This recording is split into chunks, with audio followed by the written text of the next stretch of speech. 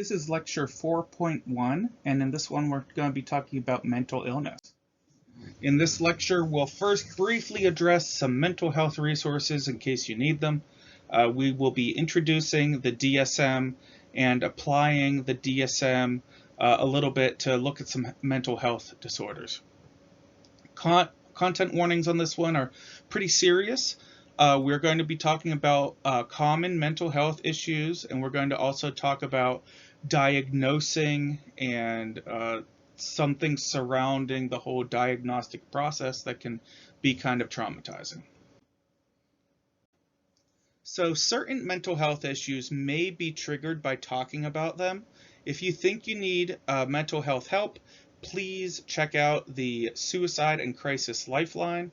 That is actually a relatively new service. You just dial 988 the way you would dial 911, and they can help you kind of talk through some mental health issues. There is Adult Mental Health Services, known as ADAMH, Board of Franklin County, and that is for when you are here in Central Ohio. And at Ohio State itself, counseling and consultation services can be reached at 614-292-5766. And if you go into our slides that you should have access to, each of those highlighted links goes to the website of those organizations. There's some more resources here, particularly the National Suicide Prevention Lifeline. Additionally, there are other here for people with specific issues, such as military veterans, people who speak Spanish who are suicidal, and LGBT youth people. So let's talk about the DSM. The Diagnostic and Statistical Manual of the discipline of psychology, to a degree psychiatry and social work, each of those disciplines use the DSM, is the standard manual for mental health professionals across the United States. The DSM-5 lists over 300 separate mental health disorders, and it is categorized by type and symptoms. If used properly, the DSM can be a helpful tool when prescribing appropriate medications and other treatments for mental health issues. However, it absolutely can be misused, and this presentation is not intended to discredit the DSM itself. It is not intended for you to use to diagnose an issue that you think you might have. If you think you might have something, the very best thing you can do is to actually seek out a professional to help you out with that. And if you don't like what one professional says, go find another one. That also is something to keep in mind. The DSM-5 is the most up-to-date edition of the DSM. It is projected that by, I believe, 2030 or so, we will be up to the DSM-6. It has, over the last couple editions, gone in mediumly frequent intervals of about 20 years or so. So the 1 was from 52 to 68, the 2 was until 1980, 3 was until 94, 4 was until 2013, and 5 started in 2013 to the present. And as you go through, and if you were to look at older editions of the DSM, you would absolutely see out-of-date thinking, potentially sexist thinking, potentially racist thinking, definitely homophobic thinking. But the DSM, the idea with it is to change as society changes, not to discredit the entire field of mental health, but to acknowledge that, yes, we did that thing before, it was wrong, and we are trying to fix it. There are two ways that mental illness is commonly interpreted. First is the biomedical lens. This views mental illness as similar to physical illness, and it is caused by chemical imbalances in the body. The biomedical lens is most commonly used in the discipline of psychiatry. The psychological lens, though, contends that mental illness is caused by thought processes that can be altered through therapy. And this is what psychology is all about. This is why if you have a specific chemical imbalance or chemical need or need a prescription, you're more likely to go to a psychiatrist than you are to do a psychologist. A psychologist actually can't really even prescribe you a drug. They might be able to recommend something, but they can't actually write you a script. The perspective of most mental health experts is, though, a combination of the two. As with many things in many academic disciplines, there is in-between ground where disciplines interact. Use of the biomedical lens is typically encourages mental health providers to prescribe prescription drugs because they see the mental illness as a type of something that's physically wrong with your body. A very common anti-anxiety medicine is what's called an SSRI, which is a serotonin reuptake inhibitor. This makes normal life for thousands of people actually possible. SSRIs have done really great things for a lot of people. They absolutely do have physical, sometimes mental and emotional side effects, but most people who have used SSRIs, especially those who have done so with the help of a doctor, report that there is a big help there. Common SSRIs include Celexa, Lexapro, Prozac, Paxil, sometimes called Prexeva, and Zoloft. As I mentioned, SSRIs do have their complications, and they can create a constellation of symptoms that may cause patients to stop using them. Symptoms like this can be things like fogginess of thinking, maybe a little bit of actual depression caused by it at first, what's called shakiness or zaps. There are certain people that report having kind of these strange physical sensations as if there's electricity going through their brain. Not quite as bad as it sounds. And also there is a potential for sexual side effects and those really have been tied to people just stopping taking SSRIs immediately. It should be noted that you should never, ever stop taking an SSRI without the help of a medical professional. It can be very, very serious if you just stop taking it. Your body can't really deal with it all at once. You have to wean off the thing. Different SSRIs have different effects on different people. What will help out one person might not help somebody else out. In fact, it could actually make things worse for them. And finding the correct dose of an SSRI can be very difficult. And as I alluded to, withdrawal can be also difficult and dangerous at times, especially withdrawal that triggers depression, because in that instance, those types of depression could also lead to suicidal thoughts, etc. Psychologists break down mental illness into three broad categories. We have psychosis, neurosis, and personality disorders. A psychosis is a severe distortion of reality that is categorized by a loss of touch. You are not perceiving the world the way it actually appears to everybody else. This may or may not be associated with hallucinations, both audio and visual, or sometimes tactile hallucinations as well. Really, with a psychosis, we're talking about someone who is losing touch with reality. A neurosis, then, is less severe than a psychosis. It is also much more common than a psychosis. This is a slight distortion of reality. The sufferer will maintain the ability to behave in socially acceptable ways. However, their symptoms may keep them from being as happy or as well-adjusted as they want to be. Typically, a neurosis may make somebody unhappy or might make them depressed. As a matter of fact, depression is a neurosis, but they are still able to function like a normal person. That's what a neurosis is. A personality disorder, on the other hand, is, again, a very wide category of disorders. Future DSMs may very well break out personality disorders in a different way. This is a general category of deviant behavior, and it actually can't be diagnosed as being psychotic or neurotic. Personality disorder is defined as a blatant disregard for society's rules and is often thought to be linked back to a lack of moral development. I knew a practitioner that once said something along the lines of being an asshole is not a mental disorder. That's kind of the idea there.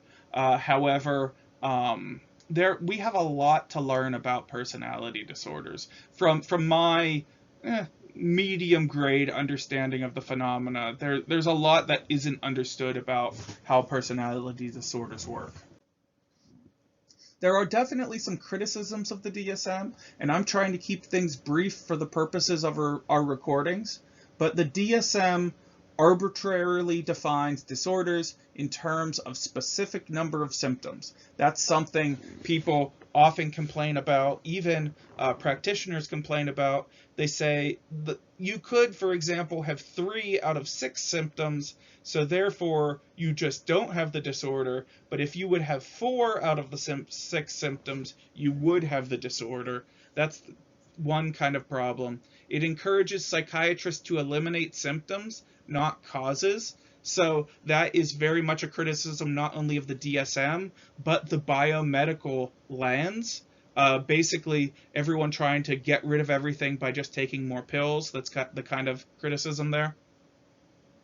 It promotes biological causes over environmental problems. So it's entirely possible that you could be depressed because your partner is abusive. Well, if your partner is being horrible to you all day, every day, you aren't going to feel good about yourself no matter what meds you're on. That's another criticism. And we have 2 more.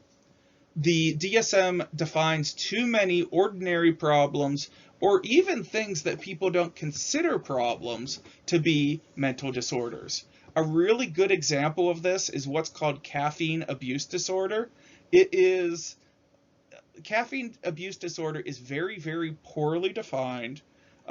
This tied in with alcohol abuse disorders, and also ties down into number 5, certain disorders can be highly vague. So not only are there a lot of things that people might do that they don't think is a problem, but also that behavior that they don't think is a problem could be captured in these definitions that are very, very broad.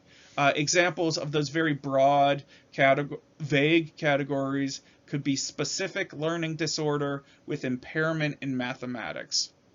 So you're bad at math. Is that a mental disorder? I don't know. It could maybe be a symptom of a different disorder. Certain types of ADHD have issues with math. Is that actually what we're talking about?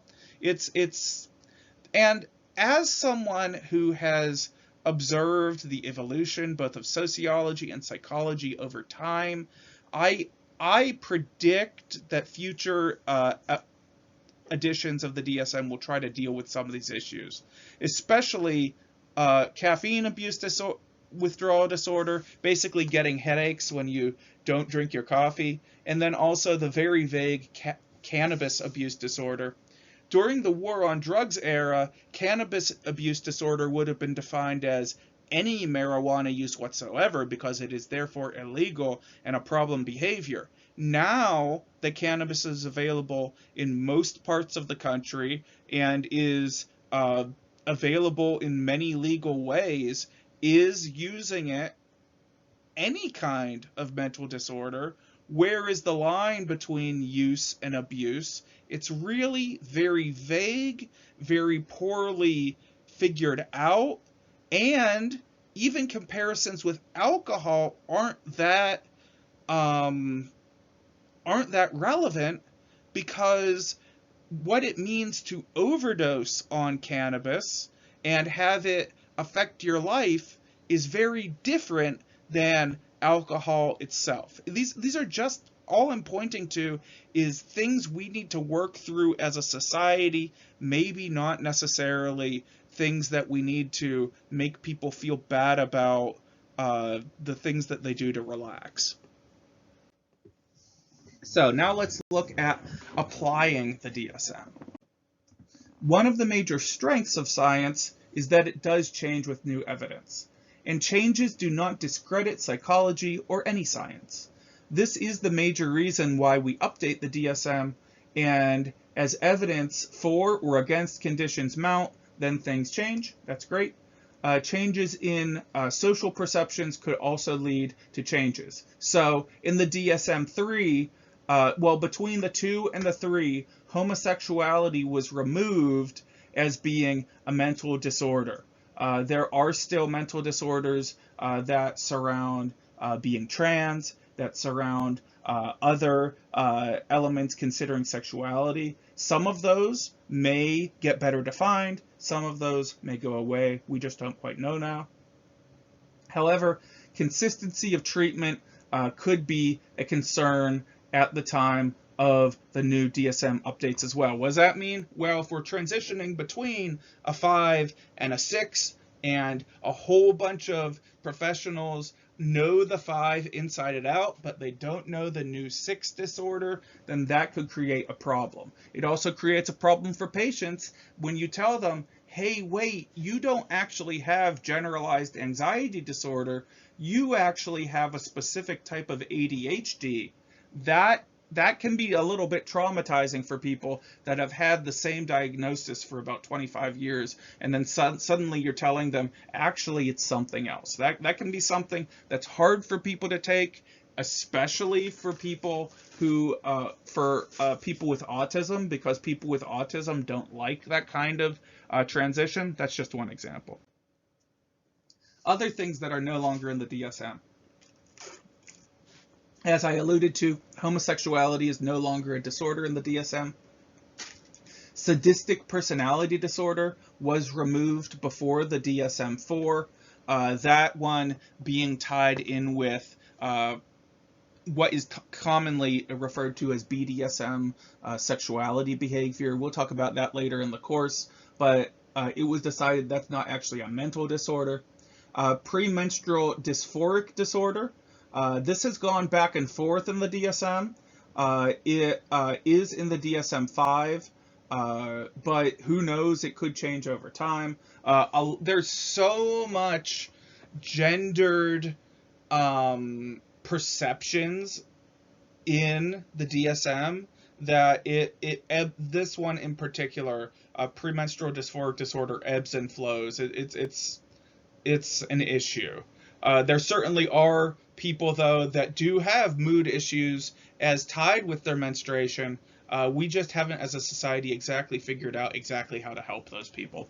And then all of these have some tie to sexuality and sex. These are just the ones I picked as examples. It should be pointed out the following slides are not to be used for diagnosing your mental health issues. This is for educational purposes only. So disorder following in these slides are much more detailed than the DSM-5. When we look at this material, it's very easy to accidentally diagnose yourself. And if you think you have a disorder, you should see a healthcare professional. So autism personality disorder. Now, what we're looking at here is the lists that you would see similar to what you would see in the actual DSM. The actual DSM would have a couple pages after the list to explain each of these individual things, but I picked these ones because they are kind of, they're checklists that you could use. The first symptom being persistent, it's defined as persistent deficits in social communication and social interaction across multiple contexts. This includes restricted, repetitive patterns of behavior, interests, or activities. So here are the select criteria.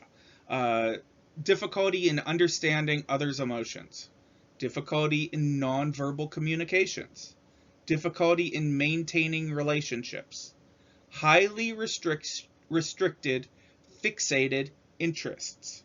Now, this is not necessarily exactly how it works for autism, but if you were to say get 3 of the 4 of those, maybe then you could get diagnosed with autism in this imaginary example. But if you would have two, that would say, well, that would effectively mean, well, maybe you have issues with those things, but a good psychiatrist or psychologist would say, well, we see you have these two issues here. What is a different mental disorder that fits you better? That's what a good diagnoser does. It should be noted that autism is the original spectrum disorder. There are many disorders now that are considered to be spectrum disorders. ADHD is a spectrum disorder, for example, ranging from just kind of being weird or quirky for autistic people. Sometimes those people in the past have been categorized as having Asperger's disorder, which really it's best understood now as being a very light version of autism, to historically being classified as the broad, very offensive term of being retarded. The reason we no longer use that term retarded is twofold. First of all, it has been used as a very cruel slur in the past, but also, second, it doesn't mean anything. To classify somebody as retarded, as they did in previous generations, doesn't tell me anything about the individual's behavior, about the individual's needs, ways we can help the person, things that a person can't do. It was just kind of a blanket category for people that were mentally configured in ways that were not normal to society. It's an intensely problematic term. Attention deficit hyperactivity disorder, ADHD. We have another spectrum disorder here. This is a persistent pattern of inattention and or hyperactivity and impulsivity that interferes with functioning or development.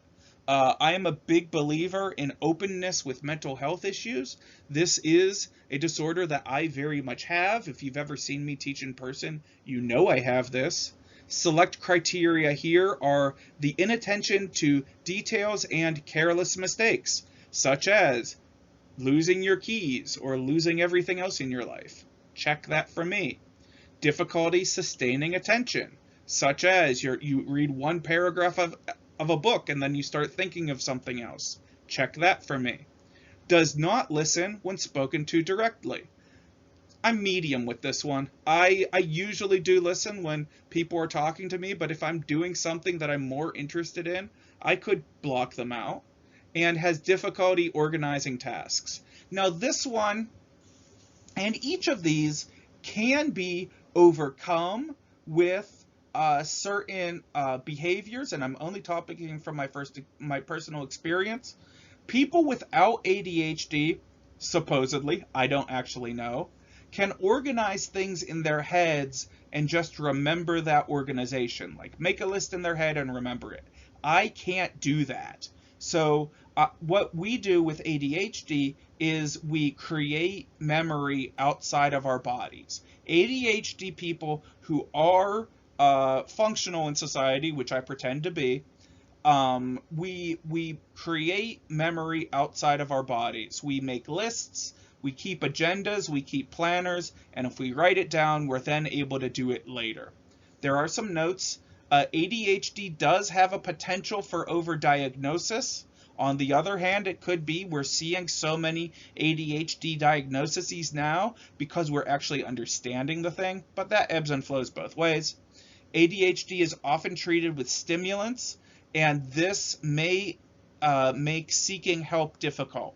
Because of the legacy of the war on drugs, because of attitudes many people have, both against people with ADHD and fears of stimulants themselves, it can be incredibly difficult to get those drugs that people need.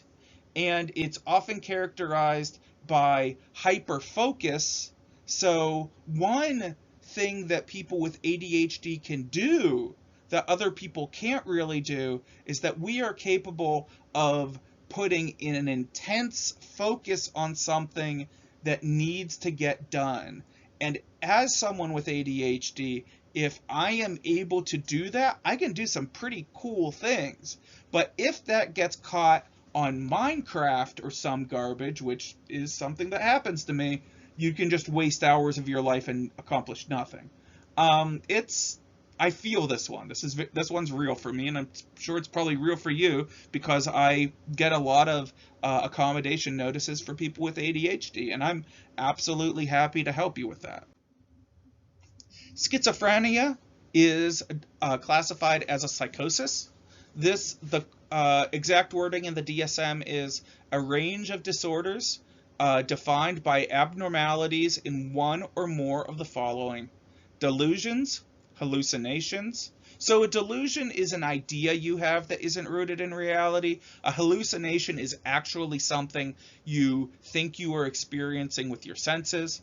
Disorganized speech, grossly abnormal behavior, so very strange behavior, or catatonia.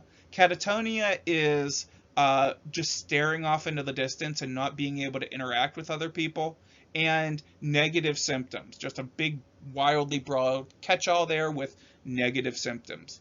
Select criteria, so if you have one or more delusions with a duration of 1 month or more. This is a weird thing about schizophrenia. If it lasts under a month, then you just kind of had a break with reality that isn't schizophrenia. If it lasts over a month, then you have schizophrenia. If you just are hallucinating, then I guess, well, actually, no, one or more. So hallucinating over a month, that's one thing. Notes on schizophrenia: there are several types and subtypes of schizophrenia. It is highly stigmatized, right? People with schizophrenia are often portrayed as being dangerous. This absolutely is a problem in media, especially if you look at the true crime or thriller media of the 1980s and 90s. It was very common to portray the criminal as being schizophrenic, and that was something people were afraid of. The question of what is a delusion? What is a hallucination? Well, what about a religious experience? Is that either of those? If you are experiencing some alternate reality, is that schizophrenia? Or are you someone who's very in touch with the universe, right? This is not to be confused with multiple personality disorder. Multiple personality disorder is an entirely different mental disorder that is defined by different personalities within the individual, and it's typically based on the situation. A schizophrenic person is hearing things that are not there. A person with multiple personality disorder shifts from one personality to another as if there's multiple people living in their brain. That's just kind of one way to explain that. Bipolar 1 disorder. This is a rapid fluctuation between extreme elation and extreme sadness or depression. This is sometimes known as manic depressive disorder. Select criteria for this one are manic episodes of inflated self-esteem, grandiosity, decreased need for sleep, and being more talkative than usual. Depressive episodes are defined as being of a depressed mood nearly every day, marked with disinterest in pleasure, insomnia or hypersomnia, so you either sleep too much or you sleep too little, and you feel generally fatigued. You have to have both of these, manic and depressive episodes, to have manic depressive disorder. If you just have one of them, you're manic, and manic people, unfortunately, don't seek out help because they like being that way, because that can maybe be fun. Or depressive, but it can also be destructive. Depressive disorder, if you just have depressive disorders, you have depression. And depression is an incredibly common mental illness that most people, about 40% of the population, experience depression at some point in their lives. It should be noted that bipolar 2 disorder is a more extreme version of than bipolar 1 disorder, and there was some overdiagnosis of this disorder in the early 2000s. There are many psychological disorders, including schizophrenia, ADHD, autism to a certain degree, that have been overdiagnosed because kind of in trends in psychiatric medicine. Mental health professionals are also people, and if we hear a lot about something, we might be more likely to see it in things. Major depressive disorder, this is depression, is defined as 5 or more of the following symptoms presented in the same 2-week period, and at least one of the symptoms are either 1 or 2. It's confusing. So what this means, to have this, you have to have either 1 or 2. Depressive mood for most of the day, every day, for a 2-week period, and or disinterest in pleasurable activities. After you have either 1 or 2 or both, you have to have 4 of the following: significant weight loss or weight gain, decrease or increase in appetite, insomnia, trouble sleeping, or hypersomnia, sleeping too much, agitation or sedation, as observed by others. Someone else, a partner, a parent, a friend have to say, you have been weird recently, kind of, is what that means. Fatigue or loss of energy, feelings of worthlessness or excessive guilt, so self-esteem issues effectively, diminished ability to think, concentrate, or make decisions, reoccurrent thoughts of death or suicidal ideation. Oh, and so that's the checklist. This is still depression. These symptoms have to cause clinically significant distress or impairment in other areas of life as well. It can't just be you. It has to affect areas of your life. So your social life, your family life, your occupation, whatever.